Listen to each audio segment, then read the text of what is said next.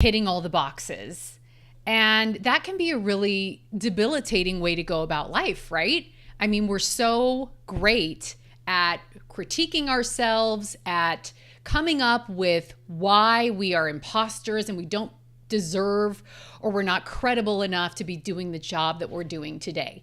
So I was at a tennis tournament this past weekend, and bear with me, this story will not be long, but I wanted to share a really important truth that came to my mind as I was watching these professional female tennis players smack the ball around on the courts.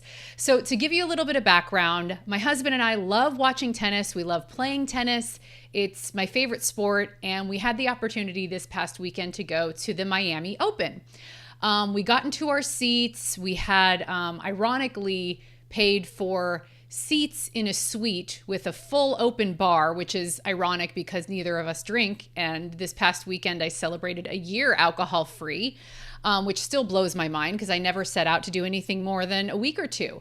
But it just felt so good that I kept going. And what I came to realize as we were sitting in this suite watching this tennis game was this tennis match. We may feel like the scoreboard isn't showing all of our efforts, and that when we look at how we're doing in this mom game or this wife game or this life game compared to other people around us, it's very easy to say, hey, I'm losing. The score is down. You know, if you don't know tennis terminology, you probably know love means zero. I got love. I got zero. And I am not living my life in a way that makes me feel successful, that makes me feel purposeful, and that makes me feel joyful.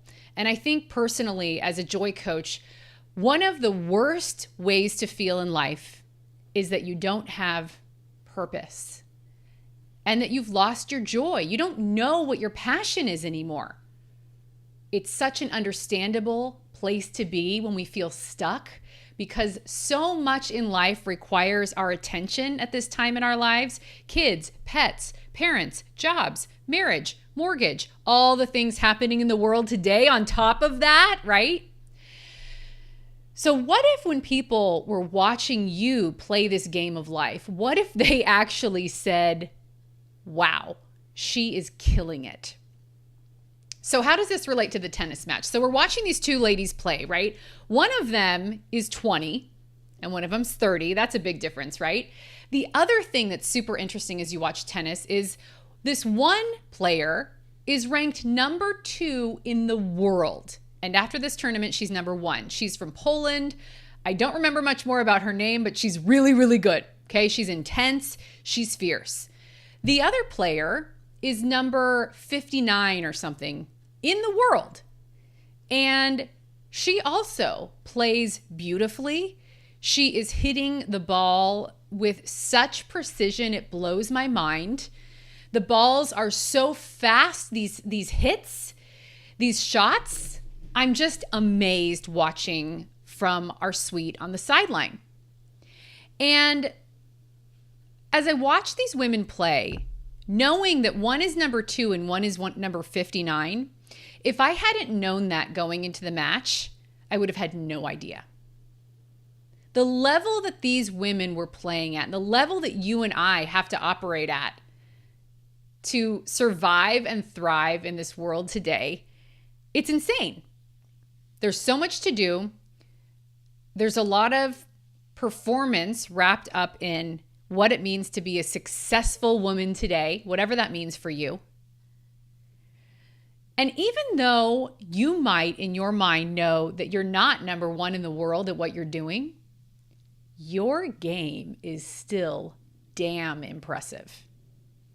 So as I'm watching these two women play, I mean, the balls are flying. It's so precise. It's so fast. It's so close to me. I just couldn't believe that they were playing this game that I play, and yet it looked nothing like the way that I play. I mean, these women are top of the top at their game. So maybe that's what you are too. But you're so caught up in not being the number 2 ranked player in the world or the number 1 ranked player in the world. You're so caught up in the fact that you're the 59th player in the world that you can't appreciate how damn good you are doing at what you're doing. Does that make sense? So you show up to this tennis match, these two women playing tennis. I look at these women and I say, they both play amazingly. Incredible, inspiring, equally so. Equally so. You watch the game, you wouldn't be able to tell who was 2 and who was 59. I only knew because I had the app on my phone that you have to download to get the tickets to get in, and I had all the info there. The other thing that comes into play when you're approaching this is, to me, they looked equally as amazing at their sport. But for whatever reason, one of them won more points than the other. I'm sure you can guess who, the number 2 ranked player. And by this simple missing of a shot or putting away a winner, one woman won and one woman lost. The number 2 player won. Not a big surprise, right? But I will tell you, this game was not a sure thing. They were neck and neck. The analogy that I'm making here is that you are probably at the top of your game. And just because you're number 59 instead of number 2 on the scoreboard doesn't mean anything. I guarantee people are probably looking at your life from the outside looking in and saying, wow, she has really got it going on. You know what I mean? You are playing at a high, high level. And I'm not just talking about career. I don't know what I'm talking about. What am I talking about for you? For some of my clients, it might be weight loss. For other people, it might be career ladder, ascending the ladder. For others, it might be personal growth. It might be working on your marriage. It might be working on being more patient with your children. It might be working on not drinking anymore. No matter what the game is that you're playing, you're probably doing all right. You probably, to someone sitting in the arena and watching you on the court, like I watch these tennis players, you probably look pretty good. You're probably doing fine. It's your choice to get caught up in whether you're number 59 or number 2. And frankly, for purposes of this discussion, it's totally irrelevant. Who cares how you rank compared to other people out there? I mean, except if you're a professional tennis player, and then that's what it's all about. You know, you have to care what you rank. You know what was so interesting in this app too? It tells you what their total purse is, meaning like all the prize money they've won in their career. It was so interesting. So number 59, while she lost this match and she's number 59 in the world, which is still, by the way, pretty good. You know, like how many millions and billions of people are in the world? You're number 59 in the world at the game of tennis. Pretty good. She still has won like $5 million.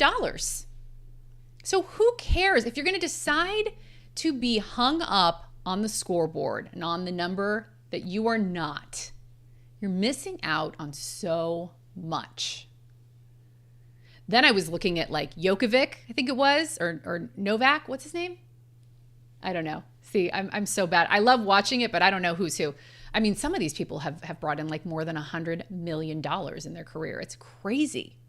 Anyway, stop looking at the scoreboard. You're doing fine. You're not just doing fine. You are playing at an elevated level and other people see it and think you're killing it. So stop looking at the scoreboard. It doesn't matter. Those two women on the court both played really well. I was inspired by both of them equally. It didn't matter to me that one was 2 in the world and one was 59. All right?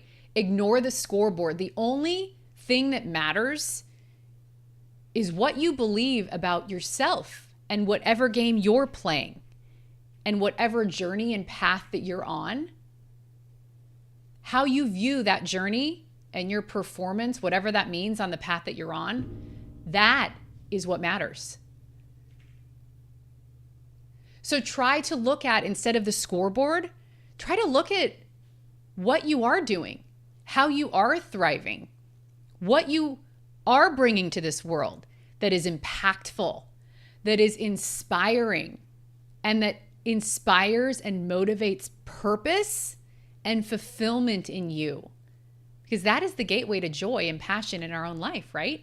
Feeling that we have a purpose and feeling proud of ourselves for what we are able to do with the tools that we have today. All right, I got to run and get my kids at Carline, but I just could not let a day go by without sharing that. I hope that analogy made sense. I realize it was really jumbly the way I described it, but if you have any questions, comment below. I will be checking, and thank you as always, you guys, for